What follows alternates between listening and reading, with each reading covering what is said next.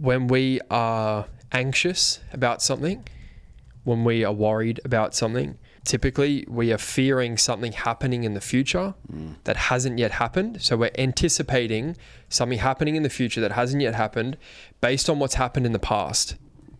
So it's like this little boy projecting into the future, this fear that he will do everything, his ego will do everything in his power to protect him from feeling and going through again.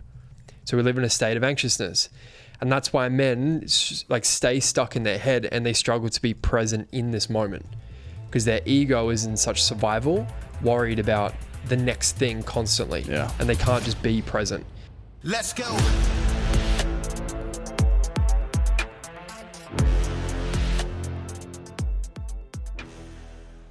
Welcome to Citizen. We've got a special guest today, Ryan Moresby-White.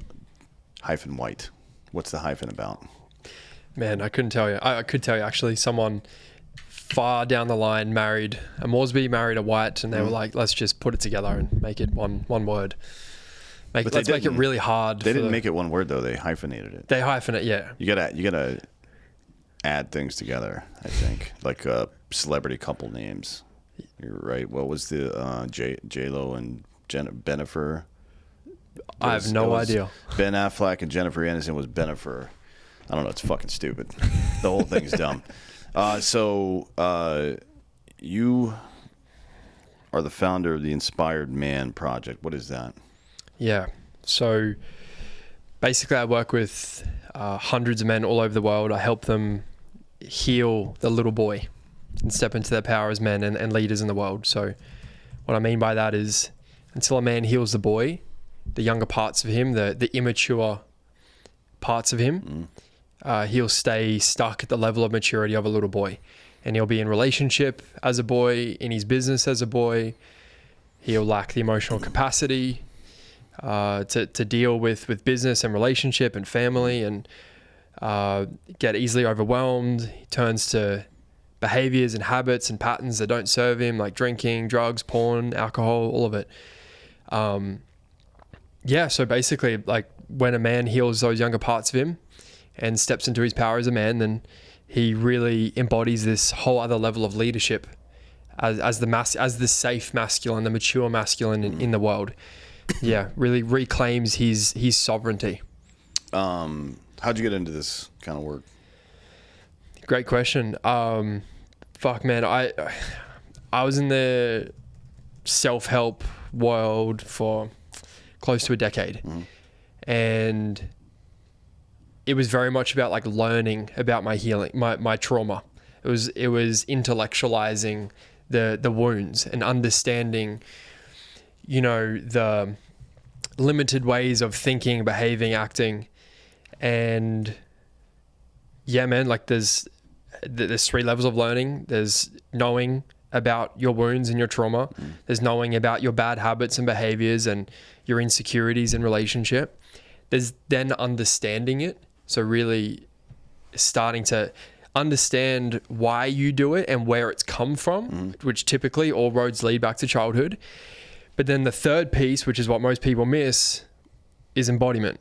And it's the actual, the feeling body, going in and actually navigating the grief that separates a man from his head to his heart, and cultivating that connection between his head and his heart, and also then his balls as well.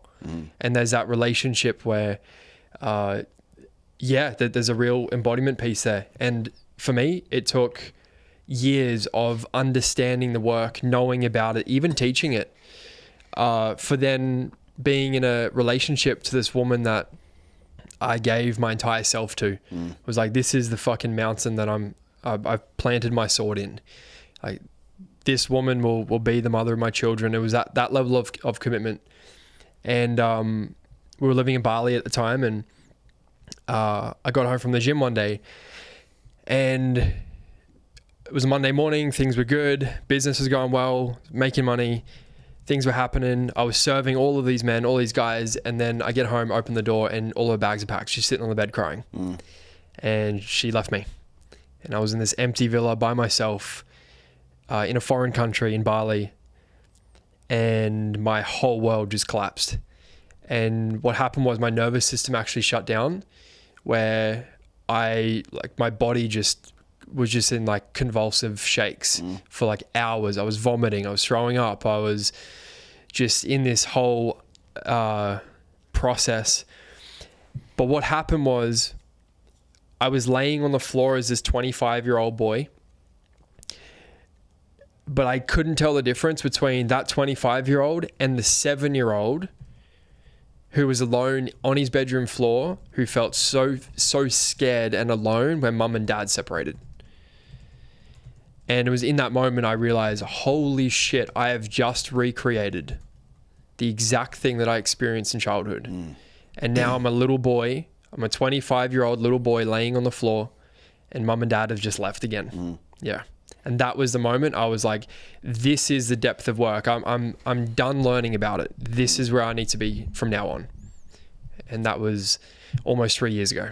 Yeah. What's that? So Aristotle in Organon, specifically in posterior analytics, says he asked the question, what is it when do we really know something, right? And the answer is when we understand its cause. Now this is 2,000 years old. For some reason we keep unlearning these very simple truths about life because we're fucking idiots, to be honest. Somehow between Plato's Conversations and Aristotle's Organon, plus the writings of the Stoics, Seneca and Marcus Aurelius and so on, Epictetus, we seem to have we're so much better at forgetting simple truths than we are just implementing them and making our lives better for some reason. And I don't know what that is. I don't know if it's like because it's not difficult.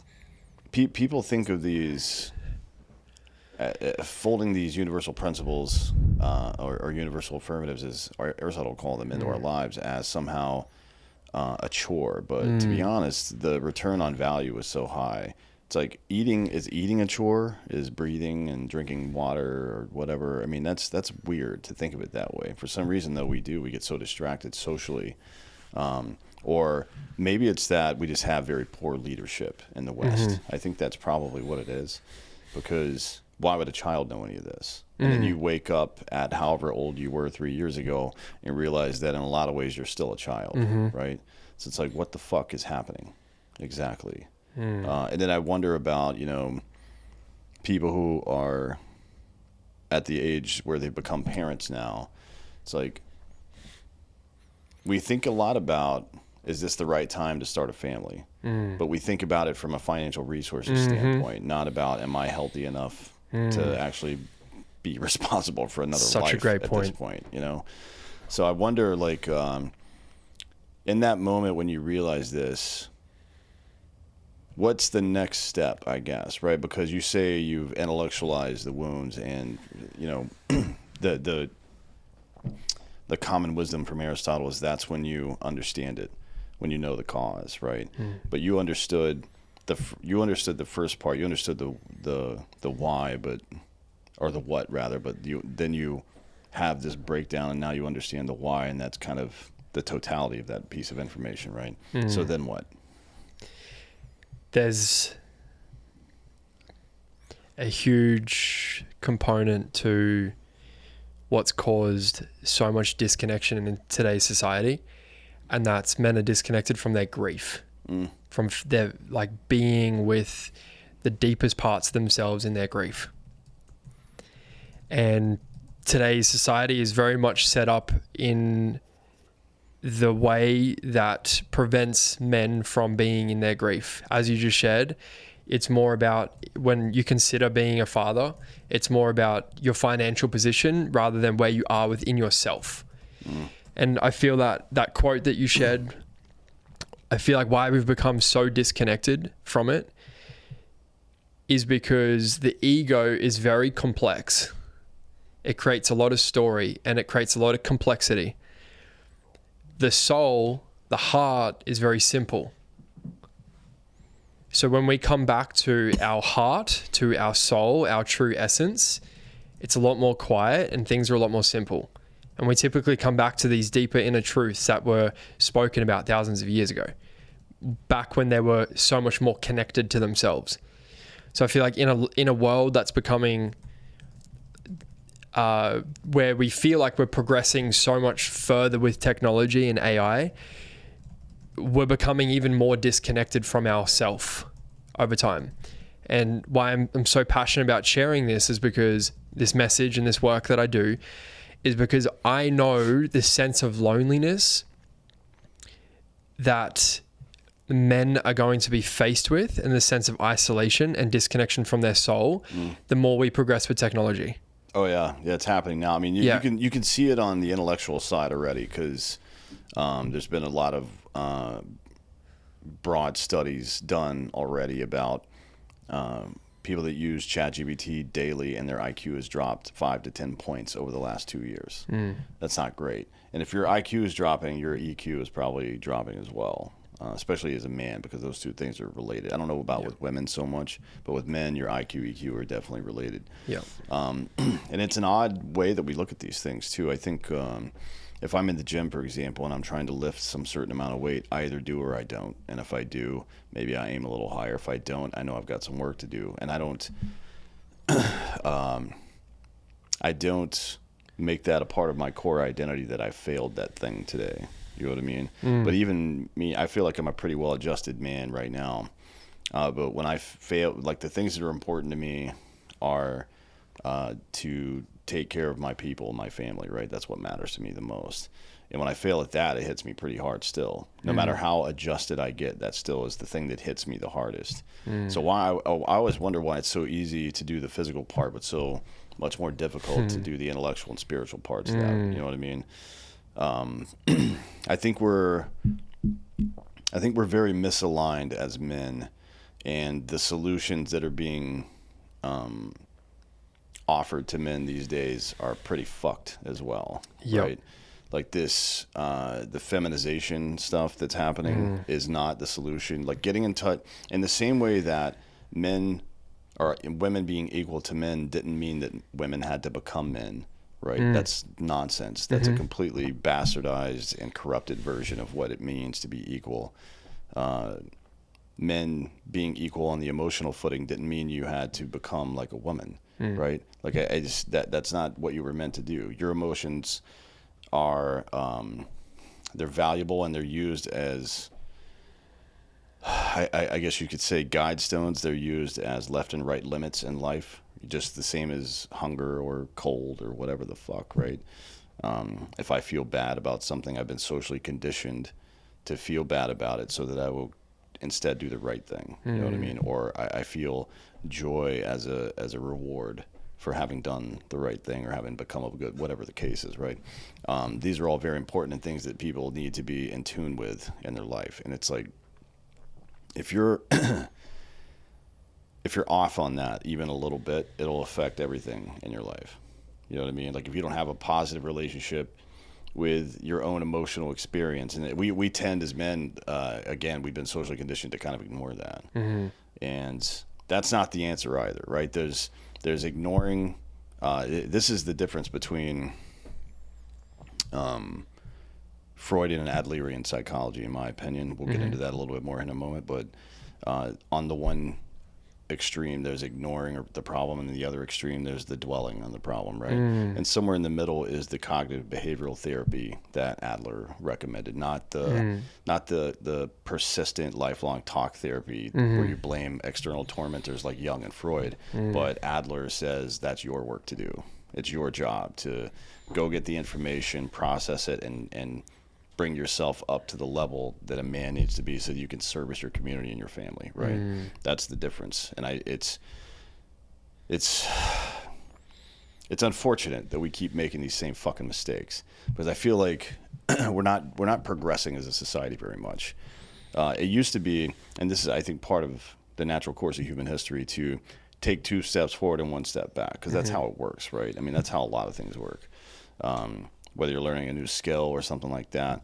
But we've started taking 2 steps forward and then 2 steps back, and then 2 steps forward and 2 steps back, just persistently every 80 or to 200 years, depending on what time period you're talking about, and how different or how much culture changes in those time periods. I don't. Again, I can't really put my finger on why it is, because there's always been good examples of people. You know what I mean? Whether they're in your time or some other time, it just seems like there's this phrase, the cream rises to the top, but that's not really true, is it? Because the Kardashians are not the cream, socially speaking. They're idiots, and nobody should respect those people. So it's like, I don't know. Maybe I don't like the word "we" in a collectivist sense, because everybody's an individual, but maybe society's getting what it deserves, by prioritizing stupid bullshit. So what does that mean about what you do and what you prioritize and what the effect downstream of that is? You know what I mean? Yeah, man. I would say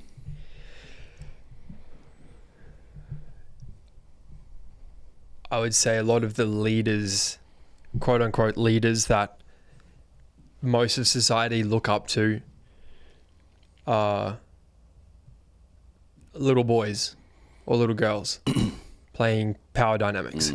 Yeah. And this is why, and when I'm working with men or I'm in my brotherhood, we see it as like, this is the United Nations coming together. Like this is like real leadership. This is what it means. And we've been so disconnected from rites of passage and initiation and, men having healthy role models and representations of masculinity. We're seeing people in leadership positions and leadership roles operating from the consciousness of little boys or little girls. And that's just what I see. And that's why I feel like we're just constantly going in circles in a lot of society. But I feel a huge contributing factor to that as well is that we have become so heavily individualized as well. And as humans, we are wired for community, for connection.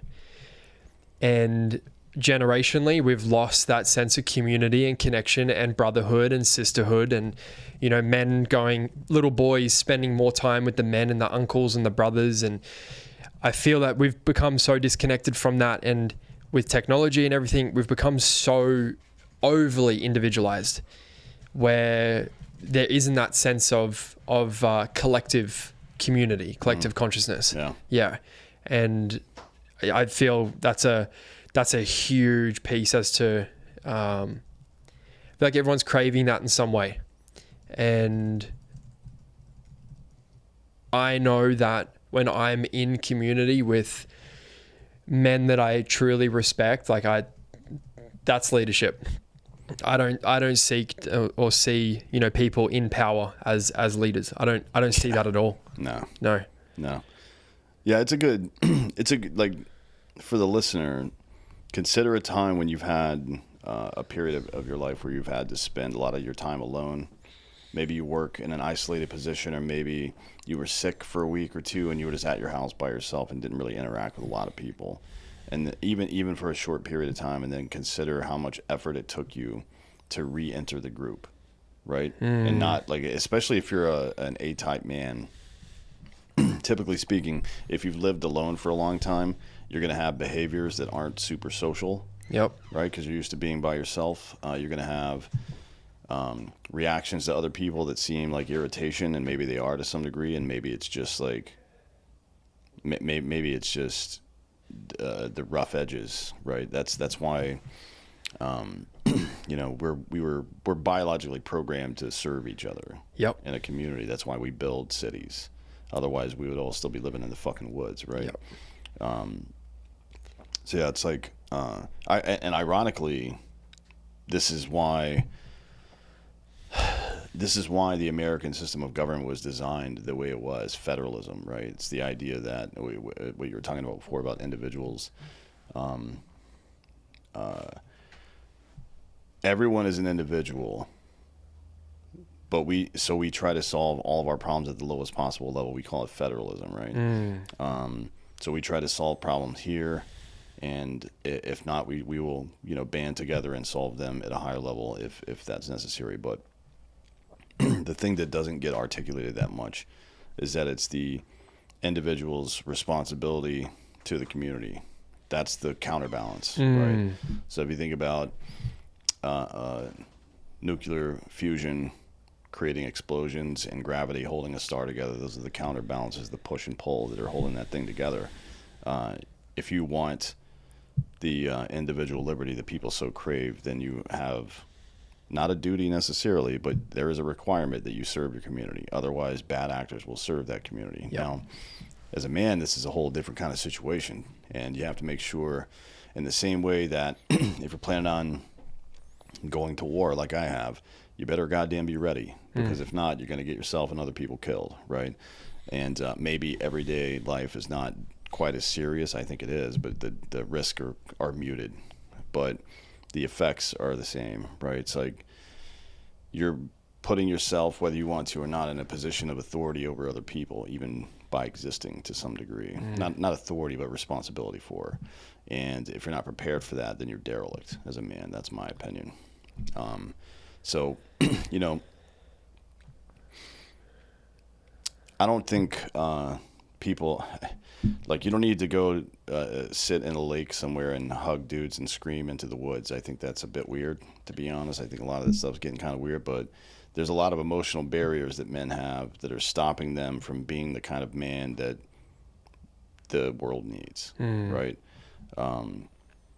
So what do you think, what if you had to say what the most common emotional barriers in men are right now, what do you think they are? I mean, a lot of it is the wounded inner boy, which you spoke about before, that just never gets solved. And this is something we've seen in the veteran community too. So people go to war, experience things, post-traumatic stress, but one of the commonalities in people that are gunfighters, infantry people, and special operators are, a lot of them, a great deal of them, more so than any other group of people in the military, have had problematic childhoods. Right. And then it just, you're layering, you know, like fucked up shit on top of fucked up shit over time.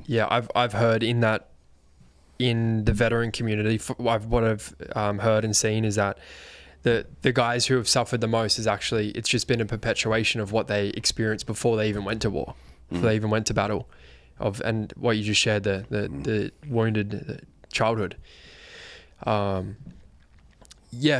I feel probably the most common and the most painful and the one that consumes men silently is loneliness. Is the separation from self, or the illusion of separation.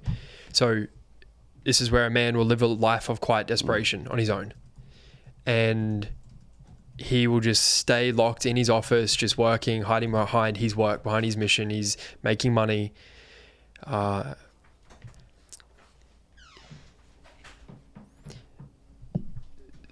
loneliness is where he could be in a crowded room, or he could have the most beautiful family. He could have all the money in the world, yet he still feels alone.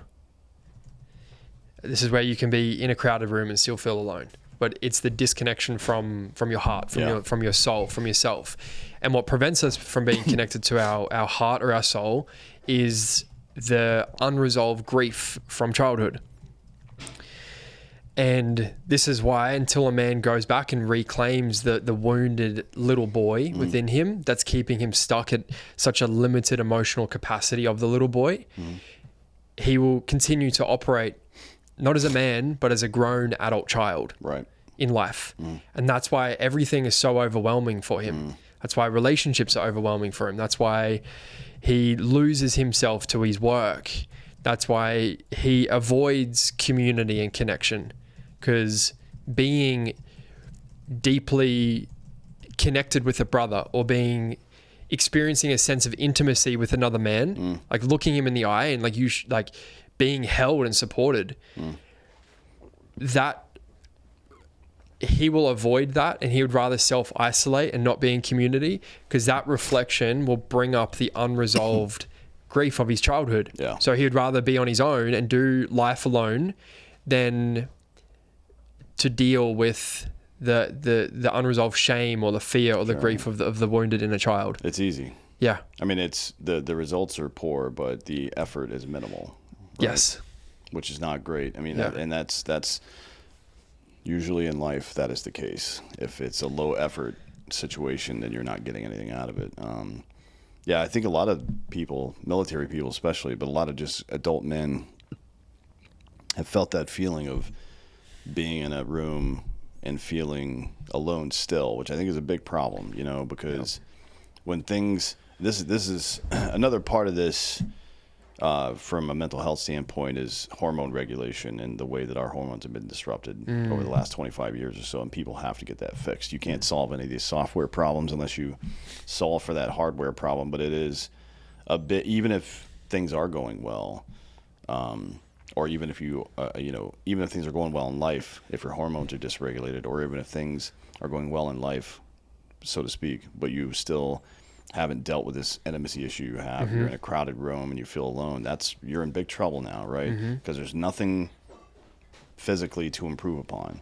The only way to solve that is to go inward, and people have a big issue with that. So, it's like being blind, but you can still tell there's something in the room, but you don't have the sense to observe it. And, that little irritation you feel at social interaction, like I would rather just be by myself, or I would rather just hang out with my dogs or whatever.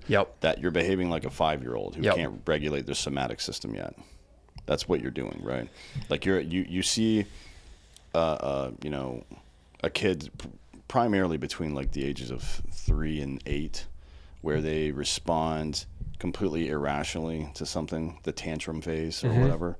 That's what you've learned to modulate it as an adult, but you're still experiencing that emotion, and that's not good, right? Like that's not how a man is supposed to react to things. You're supposed to respond and not react, right? That's the difference between being a child and a man. That's exactly it. That is the difference between boy and man, is the man has the capacity to respond, the little boy reacts. And that's a great way of putting it is the reaction to a situation is a lot more extreme than what the situation is actually provoking. So basically the pendulum swings really far one or the other way. So when a man's operating from the little boy, he's on like his pendulum swing where he either gets super shut down, closes off, goes quiet, just goes blank, doesn't know what to say, just self-isolates, just goes back to doing work, right? Or it swings too far the other way where he collapses emotionally. And he becomes like, he just emotionally dumps, and he has no containment there's no bottom to his emotional experience. Yeah, you've become useless in that moment. And there's nothing worse for a man, and I don't mean just for society or even for your family, but for yourself, right? I mean, the useless man is a cattle dog with no job to do. It's anxious and nervous and irritable, right? It's biting at things that it shouldn't be and stuff like that. These are all like it's almost like playing a fucking video game. There's an energy bar in your life, and unless you're expending the energy in the ways that you're meant to, and I don't mean like energy in the woo sense, I mean like literal physical energy, sexual energy, masculine energy, all that stuff. If it's not being used in the way that it's meant to, it will come out and in ways that it's not meant to. And that's what people that join terrorist organizations, people that join gangs, people that do mass shootings, these are all symptoms of this very simple idea. Oh man, right? It's very the pathology is extremely similar between all these things, and it is a desperate need to fulfill the masculine urge without an outlet to do it appropriately. You know what I mean? For anyone listening, I would suggest looking up on YouTube. I think it's called the prison experience, or the prison experiment, or something like that. Stanford Prison Experiment? No, not that one. It's this one around shame. And basically they get everyone in this massive prison here in the States, and they all circle up. And basically it's a step in the circle if you've experienced this. Step in the circle if you were emotionally abused as a child. Step in the circle if your father physically beat you. And all of these men who are in prison, all of them are just stepping forward. And a lot of the crime that they've committed in the world has been because there's a little boy who's actually just reenacting the trauma because that's all he's ever known. And it's from the unresolved shame of the wounded inner child. So like what you just shared there, when people go to extremes, it's the pendulum, the little boy on this pendulum swing, throwing a huge tantrum or going to the extremes of things. They say in the therapeutic world, to heal is to go from black and white thinking to gray thinking. So to go from extremes to gray thinking, which is understanding both sides and then having opinion and standing for what you believe in, and kind of being in the middle instead of being in the extremes. This episode is also brought to you by First Form, firstform.com/Drinking Bros, the best protein in the business. Protein is the building block of life, folks. I say it all the time. You replace every cell in your body over the course of 2 to 10 years, depending on how active you are, how much you eat, and how clean you eat. And if you're replacing it with garbage, you're going to be garbage. So make sure you're eating the best possible protein you can and supplementing with First Form. Don't forget about the micro factors. It's just a little simple pack. Open it up, dump it in your mouth hole, and feel better. You know, they've got the liver detox, which is a great thing for people that like to drink or people who, just want to be healthier. And then they have all these other supplements. They've got great pre-workouts. They've got great protein in all the flavors. And then, of course, for people on the go like us, they have exceptional meat sticks, protein sticks, and a variety of different flavors. And then the level 1 protein bars in a variety of flavors as well. That we talk about this stuff all the time. They're great. So go to firstform.com/Drinking Bros. It's the best company in the world. You've seen us with Andy. You've seen the company. We love these guys. It's a very American company. So go support them and support us. Firstform.com/Drinking Bros. That's OneStPHORM.com/Drinking Bros. So what do you do? You know, and by the way, it's a good way to diagnose yourself. If you're reacting out of pocket to simple shit in your daily life, or if you pay close attention when you're about to experience an unexpected social interaction, especially unexpected, try to remember to think about how you feel in that moment. And if you feel negative about it, then that's a problem, right? Not everybody is a fucking social butterfly. Some people are introverts, and that's fine, right? It's not the same thing. An introvert is still social. They just get their energy back home, right? And usually an introvert gets their energy back home with their person or a small group like their family, and the public exposure is what does it. Yep. We have this idea that an introvert is somebody who just wants to be alone all the time. That's not at all what that means. But if you're getting close to a social interaction and it's causing anxiety for you, or your one just pops on you and you feel like, oh fuck, I gotta deal with this asshole now. I mean, that's not great. Unless it is an actual asshole, which is possible, right? But if it's like, if it's just somebody that you have to deal with, it's not really great. You need to take a look at that, right? Yeah. Because we are social creatures, and you have to flex those muscles somehow. Now, maybe you do just want to hang out with a couple of people. I'm like that. Same. Like I do a lot of public events and shit, and our fans are crazy and fun to hang out with and shit, so it's fine. I'm actually quite fortunate in that regard, because we just have our people are crazy and just like me, and kind of like to hang out and do dumb shit. But if it's some kind of business or Hollywood function or any of that, I'm just like not looking forward to that, right? And that's fine. There's nothing wrong with that. I just don't like the crowd, to be honest. But if it's little things in your life, you know, like,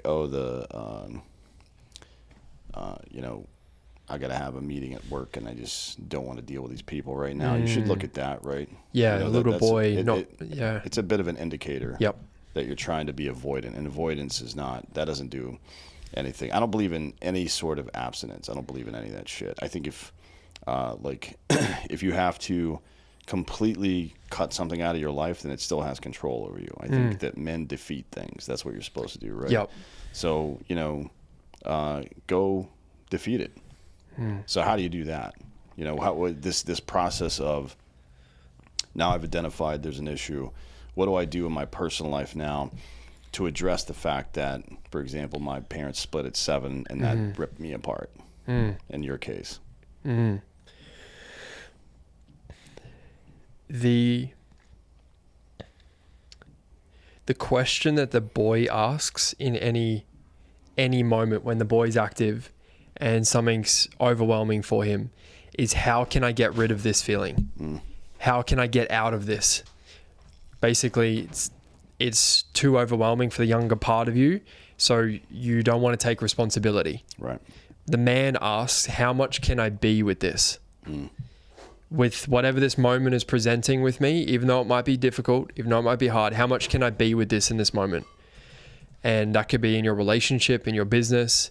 Could be you said you were going to do something and you're not feeling good, right? But it's honoring your word. Yeah. So it's like, how much can I be with this in this moment, instead of how can I get out of this? And beneath that is the feeling, is the overwhelming emotion of the little boy that's presenting himself. For example, men turning to porn or alcohol or drugs. It's, how can I get out of feeling this way? Or how can I get out of the silence or the loneliness or the quietness? And the man asks, how much can I be with this feeling in this moment, instead of distracting from it or avoiding feeling it? Yeah, I agree with that. I think I tell people this all the time. You should engage in whatever vices you want to, but it should be a supplement to your life, right? If you want to go fucking get shit-faced with your buddies or whatever the fuck, or smoke some DMT in your backyard, which I enjoy doing, with night vision. I must look like a lunatic because I've got night vision on looking up at the stars. But yeah, if you want to do wild shit, do it, but don't escape. Like you don't have the luxury as a man of escaping. That's not what we do, right? And by the way, the more you do that, the more you escape, the bigger of a coward you become when it comes to social stuff. And the less you escape, the more you just face shit head on, the less it affects you over time. That is the secret of life, is that the weight never gets lighter, you just get stronger, and it seems lighter as a result. It's really simple, right? It's the same physiologically as it is emotionally. There are some things that are never going to be easy, like if your parent dies or something, that's not going to be easy. But there's a difference between sitting in your grief and feeling it and understanding it and finding a way, as Adler would say, to reframe, positive reframing, and and just go through the grief period and then start to look back at the positive moments in the life and appreciate it for what it was, versus flopping around on the ground like a child. You know what I mean? It's just not appropriate.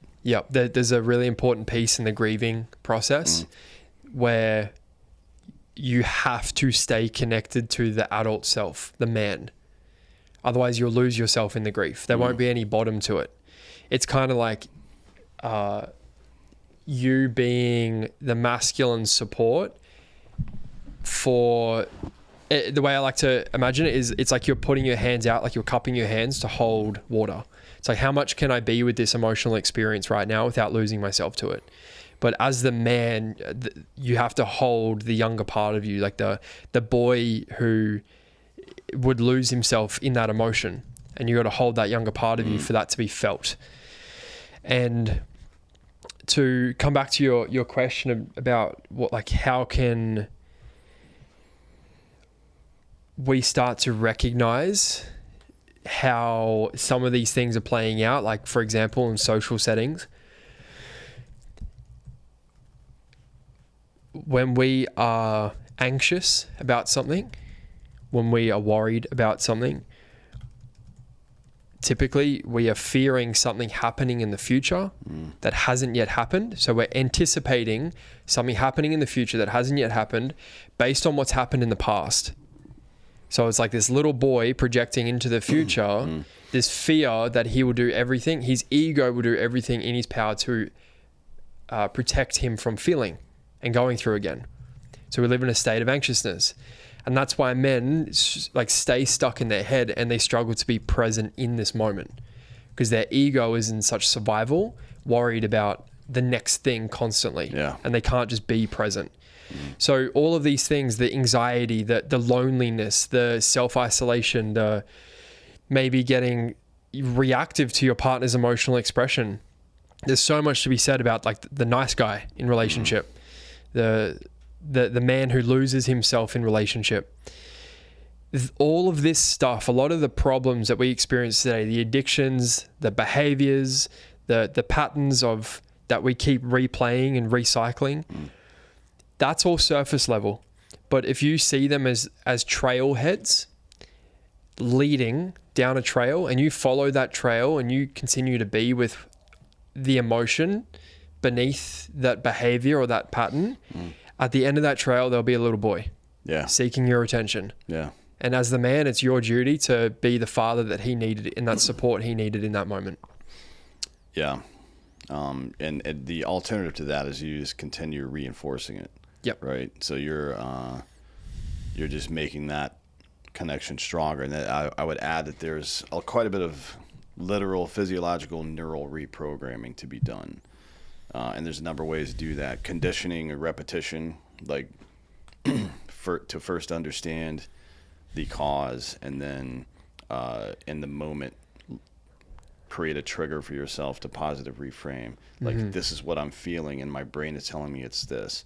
But that's what Adler would call private logic. It's something that only you believe. That's not a real thing. If you talk about it in Aristotle terms, he would call that a universal negative, right? That's a thing that's simply not true. Or actually, that would be a particular negative. That's something that's not true for you specifically, right?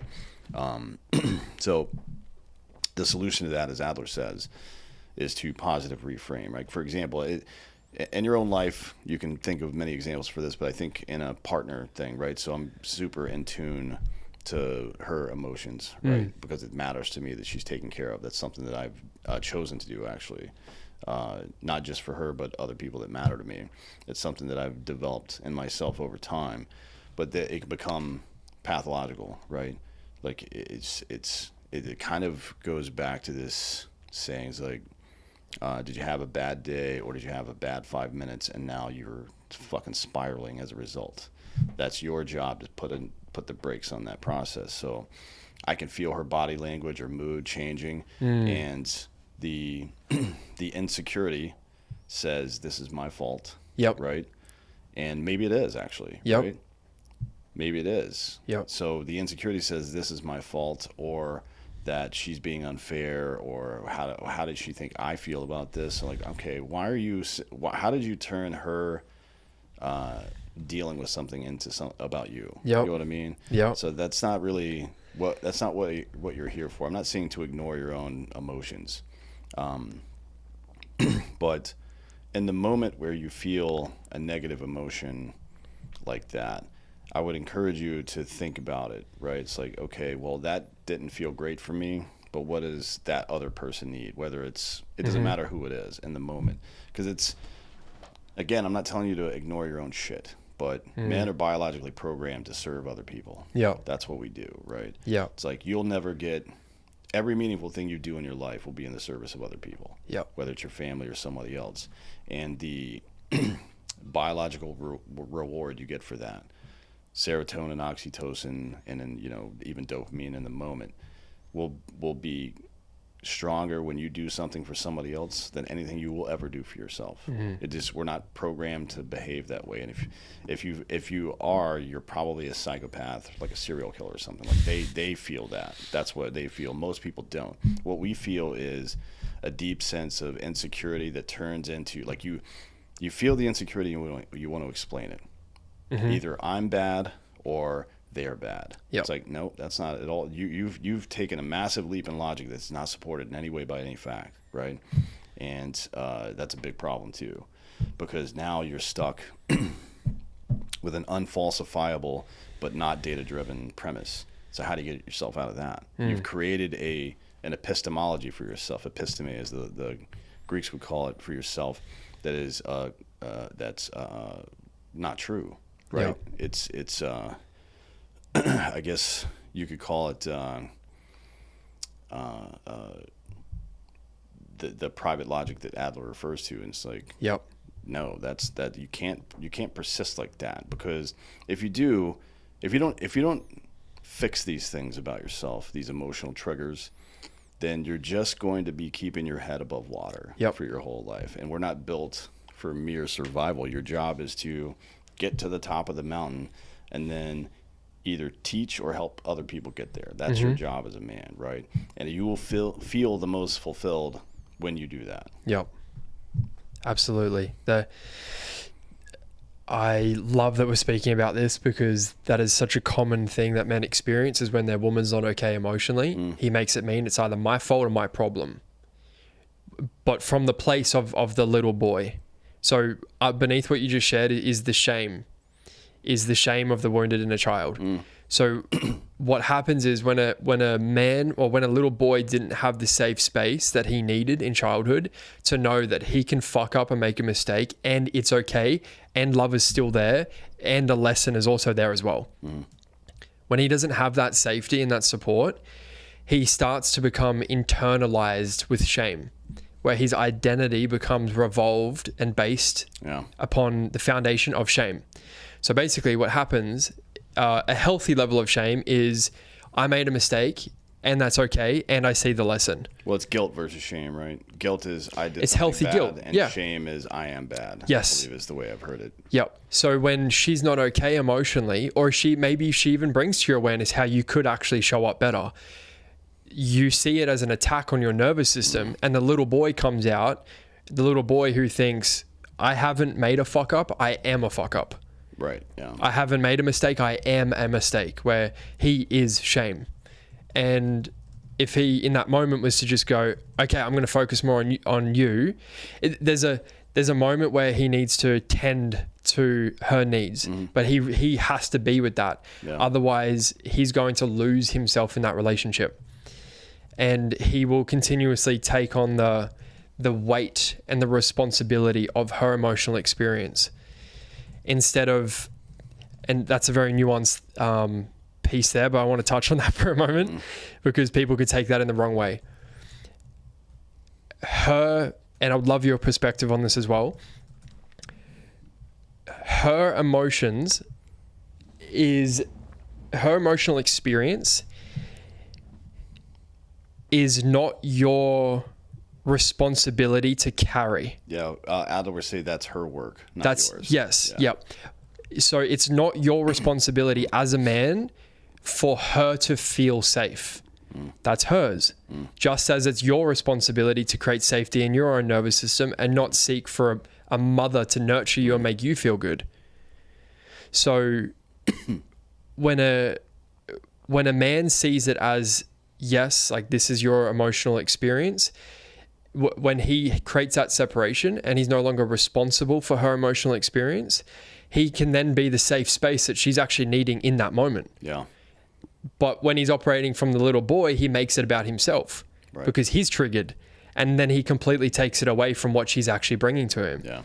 Yeah. Yeah. You're doing the thing that to me, that's like feigned or fake masculinity. That's not real. Yep. Right. Like you're doing the thing that you think you're wearing a costume. You're doing the thing you think you should be doing. But when in reality, women want you to be competent more than anything else. That's what it isn't. Hovering doesn't make any woman feel safe. Competence does, right? Yep. She knows. And by the way, competence, not just like being able to fight or shoot guns or whatever the fuck else, or just being aware, but competence insofar as you can manage your own emotions. Yep. If you're having breakdowns in small conversations that are kind of irritating, what makes you think she's going to trust you to handle big things? You know what I mean? That matters in the same way that children learn more from your behavior than they do from what you say to them. Women learn more from your behavior and body language than anything you say or do. That's just the way it is. So, and then I'll add that when you finally, maybe it's not finally, but when you get to that moment where you're being told what's wrong and it's being communicated to you, you shouldn't try a couple of things. You should not try to avoid whatever it is you feel, the shame or guilt that you feel in that moment, right? Yep. You just got to get past it. Yep. You have to experience it and then get past it. And you should also look at it on the other end of it as a gift, right? Because it's not always the case that a woman actually tells you what's wrong. You know what I mean? And that's the way that they communicate, right? Yep. They will start communicating with body language first, right?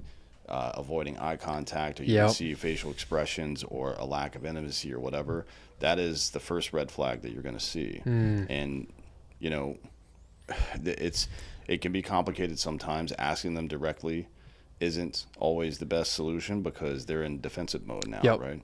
So maybe like think about the last 24 hours and what's gone down. Try to consider at what point was there a need not met. You know what I mean? Yep. And maybe it's unreasonable. You know, sometimes women are. Sometimes all people are. But women have pretty drastic emotional cycles sometimes over the course of a month.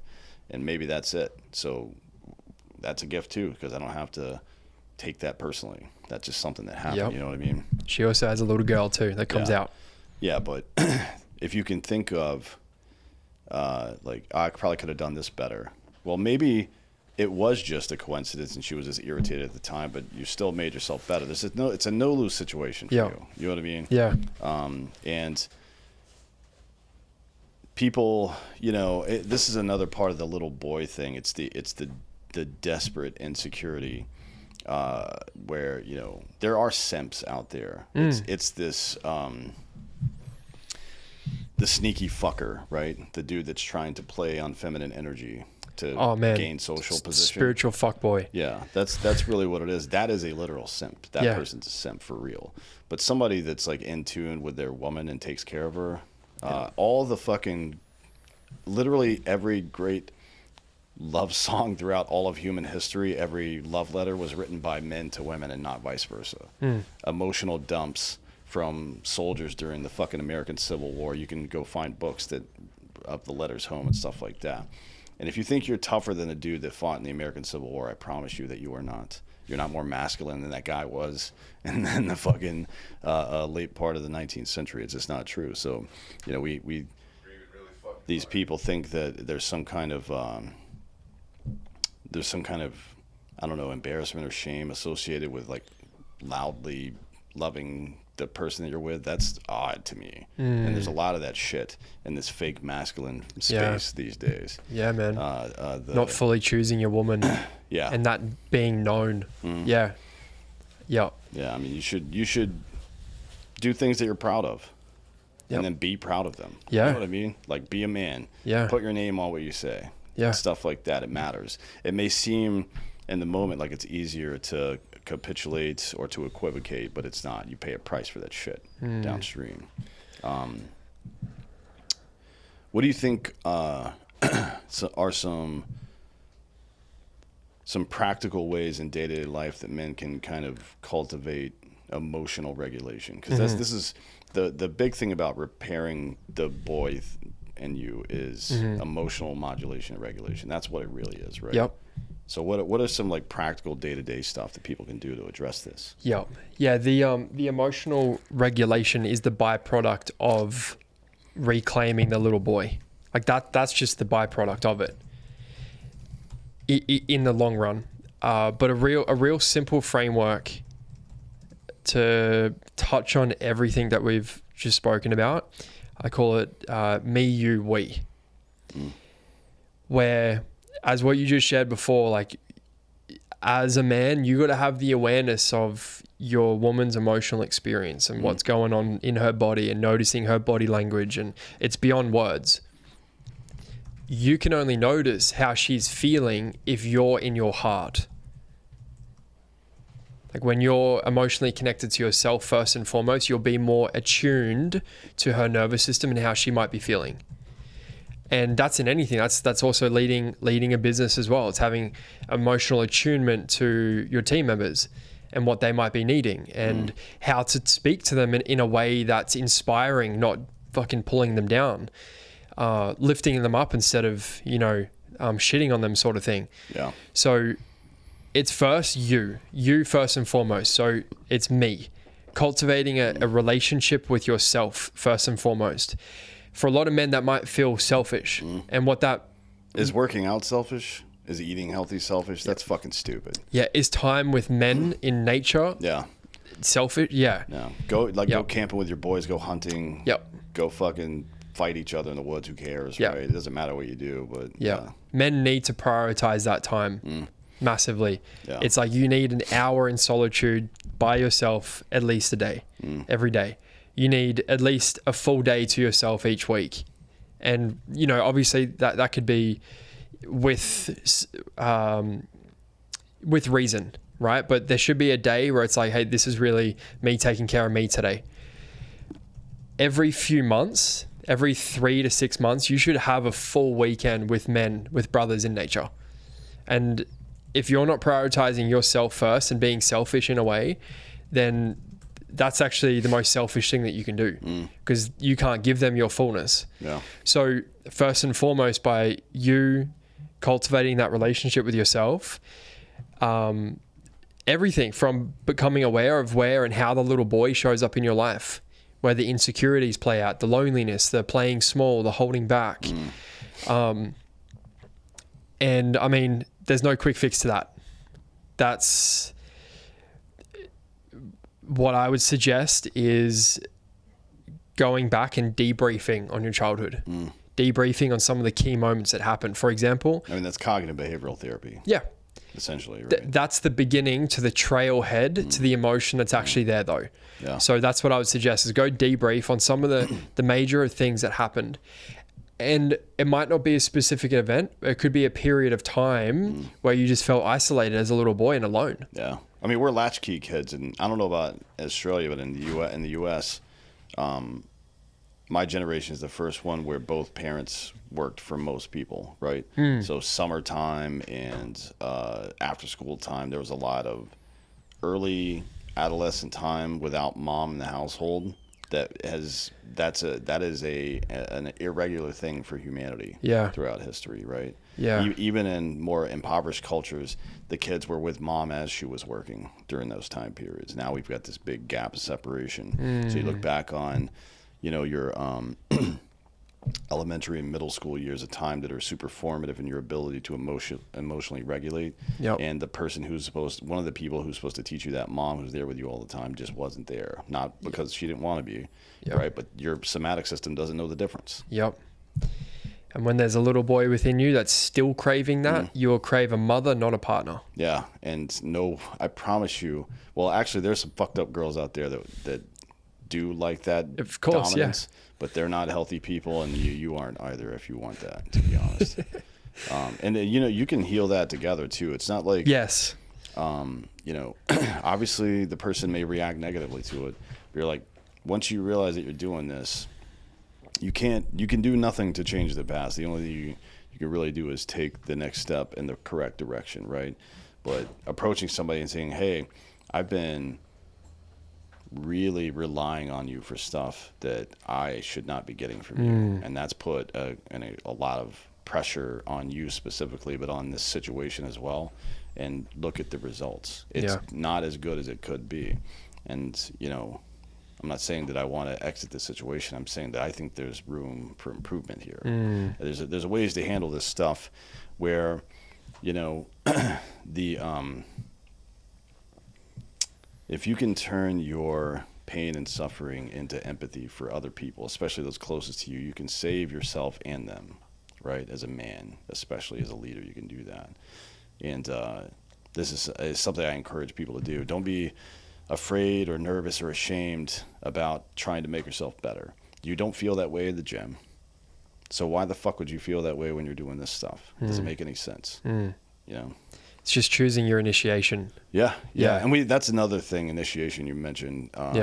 Fucking, there's no rites of passage for men. That's why we don't have men's groups moving forward. It used to be that you would stay, and there's still some, right? Like you would keep hanging out with your frat brothers, which people do. I hang out with my military friends still, so we've got, it's actually why we created Drinking Bros, why Jared, my buddy, created Drinking Bros in the first place. The original tagline, and it was just a Facebook group, was never drink alone again, right? So you've got to come back and hang out with your people. That is necessary for all human beings, but especially for men. And as a result, there's a subgroup in every region of this country now where people hang out all the time. And not all of them even listen to these shows. Some of them are just in the group to hang out with each other, right? But it's been very effective as a means of bringing people back together. And it should tell you something about how this all works, like how we work as individuals. Yeah. Yeah, man. That's a whole other thing itself, the lack of rites of initiation and rites of passage from boy to man. In Australia, it's you turn 18 and you have your first beer and you get a pat on the back, and it's like, okay, like what career are you choosing? Like that's it. And there is no conscious separation between a little boy and his mother as well. And when that doesn't happen, he doesn't learn how to breathe on his own or stand on his own 2 feet. So coming back to the framework that people can take away, it's like, it's first me. So you prioritizing, putting yourself first, deepening into your emotional body, you're creating the awareness of how and where the little boy shows up. It's not if he shows up, it's where and how. The behaviors, the patterns, all of it. Obviously, there's a deeper initiation to actually walk the path of grieving those unresolved wounds that control a man's entire life. Yeah. But that's the beginning. So it's first me, and then it's you. So once you've fully been with you, then you can fully be with a partner. Then you can fully be with your mission. And then it goes from, because I've filled my own cup, because I've fully been with me first, I can be with you fully.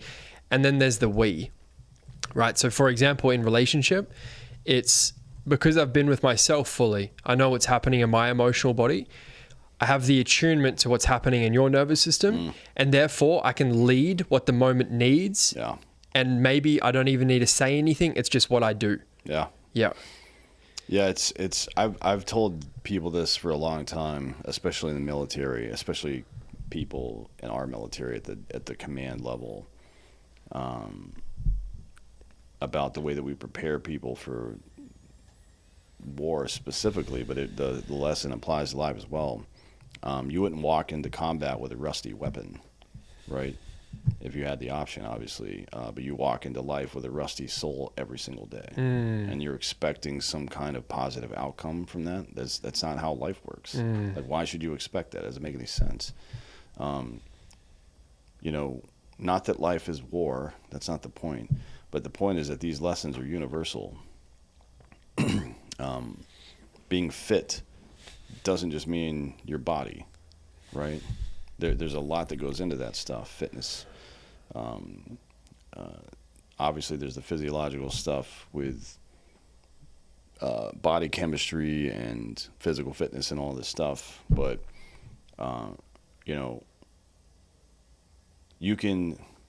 I can train my body to get bigger and stronger and faster. I can do that. Anybody can do that. You can train the spiritual side of you to do the same thing, right? And it has a literal physiological effect. You know what I mean? The more often you do these right things, the more the feedback loop of biological reward happens, and the deeper those instincts get. And nothing's stopping you from doing it. Yeah. You just, I think outside of the box sometimes. Think of little clever things you can do. One that I've personally been doing recently is when I'm driving, everybody's a fucking idiot, right? People suck at driving. This is a common refrain. Everybody sucks at driving. And it's true. Probably me too. I'm sure there are probably more people yelling at me about my driving than I am yelling at other people. So, and I don't take it that seriously. I think, honestly, road rage for me is kind of a fun thing because I use it as a way to come up with one-liners to talk shit for the comedy show and stuff like that. I just think it's funny. Or just for stories. I just kind of, whatever. But one of the things I've been doing lately and I pick little weird shit in my life just to emotionally regulate sometimes. But one of the things I've done lately is instead of just doing what I normally do, which is try to have fun with it, now I'm trying to pause until I actually see the person, see their face. Before I think or say anything specific, right? And the purpose isn't to get up next to him and flip him off. That's not it. I've never happens like that. The purpose is to delay gratification for emotional response. Delaying gratification isn't just about waiting 5 minutes to eat the cake, right? It's about negative emotions too, right? Because you're still feeding that animal. I've engaged in the principle of charity as well. I've taken that person at their best possible meaning, like, hey, maybe that's an old, maybe they're fucking 6,000 years old and whatever. I think those are both really good elements to just being an adult male, a man in society. Being able to emotionally regulate and modulate is the third one, obviously, but it's a result, of the delayed gratification. That's what creates the ability to emotionally regulate. So it seems silly, right? Yep. So one of the questions was, how do you program this into your daily life to get better at it? Obviously, tackle the big things from childhood, but also understand that you've created neural pathways that are giving you bad data, and then take little opportunities to correct that bad data, right? Yep. It's like using a pencil eraser to scratch something out and rewrite it. It's not easy, but it is simple. The solution to this. Yeah, like just being the incredible part about being a human is we have the power to choose in any given moment how we show up in any situation and how we choose to see the world. It's a constant choice moment to moment. And the most important piece there is how big is your window of tolerance between your reaction and your response. And a great way to expand that window of tolerance is through the breath. So breath work is a tool that I swear by and I live to every single day. And it's the remote control to our nervous system. It creates that gap in that window of reaction and response. So in that moment you can, there's many different breath practices, but literally it's like if you find yourself triggered, use the trigger as to trigger you into taking 5 or 10 breaths before you respond. And then you can say or do whatever the fuck you want. But I'm sure you've had that window to actually think about it. Yeah. I don't know I don't know if there's a physiological effect specifically from the breathing, but there is from the distance that you're creating, right? But I'm pretty sure there's something about the breathing too. So in some SEER schools and to pilots specifically, they teach box breathing as a methodology to get to sleep. Yep. Right. Like if you're in a situation where you got to catch a couple of hours. So the dudes that dropped those bombs on Iran not too long ago, that was a 35-hour round trip flight. They weren't awake the whole time. One guy's awake, the other guy's asleep. Yeah. Right. So you got to sleep in a fucking aircraft traveling 800 miles per hour or whatever. And I'm sure it's noisy. There's no way it's not. So they do box breathing techniques to get themselves asleep. So there is definitely a physiological part to it too. Absolutely. That's how you know something is universally true. If there's like if there is a social or spiritual element or benefit to it and a physiological element or benefit to it, that is a universal truth that you found, right? So it's something that you can exercise. And probably, I encourage people to think outside the box a little bit and like what are some other things that are like that I've experienced in my personal life, or how could I take this thing that I now know to be a universal truth and apply it in other ways? You know what I mean? Because it just makes you more resilient. Yeah, man. Yeah, I think snipers use it too. Breath, right? They use box breathing and Yeah, it's good stuff. So, these aren't a lot of it sounds to the male mind woo or stupid or silly or childish or whatever, but it's really just we're not super complex. You know what I mean? From the physiological side. We have a couple of different hormones that affect us, reward or punish us, and we have neural pathways that create shortcuts because our brain is a sophisticated engine to determine between threats and benefits, and it's most efficient when there are shortcuts. That's it, right? It's really that simple. So you can program it however you want to. Yep. So I don't want to hear you bitch or moan. It's up to you. You're the one that's in charge of that fucking body. You're the pilot of your body, so get it fucking fixed. Yeah, man. I think the most simple practice in that is it's been studied that you can't be angry and grateful at the same time. So in any moment, it's like, how can you find gratitude for this moment, for this person, for this lesson, for whatever it is? Like the practice of gratitude, I know it's very, it's been hammered. Everyone speaks about it, but it is such one of those universal truths where it is just a very simple thing that someone can practice in a moment like that. Yeah. Yeah. Yeah, it's good advice. All right, we're gonna go do a funny one now. Yeah, man. And talk shit about Australia for a while. You're probably gonna get arrested when you get home if you ever go back. But tell everybody where they can find you and all your work and products and whatnot. Yeah. So Ryan Moresby-White, Instagram, Facebook, YouTube. I post heaps of just free value educational content for people to consume. So if anything came up today, like go just check out my page and it'll make more sense. I run a program called the Inspired Man Project, and that's where, as I shared at the beginning, it's a 4-month journey, initiation for a man to go through from boy to man to leader. And in that is a real tight brotherhood of men all over the world. And it's, yeah, man. So that's my main work. And then obviously just sharing the message. So good. Yeah. Well, I appreciate you coming today. Good stuff. It's something that we ignore. Usually we choose to ignore it because we're afraid to face it for the most part, right? But don't be a bitch. Yeah. That's it. Thanks for coming today. I appreciate your time. Thanks, brother. Thanks for having me. Yeah, and thank you all for listening to This Has Been Citizen.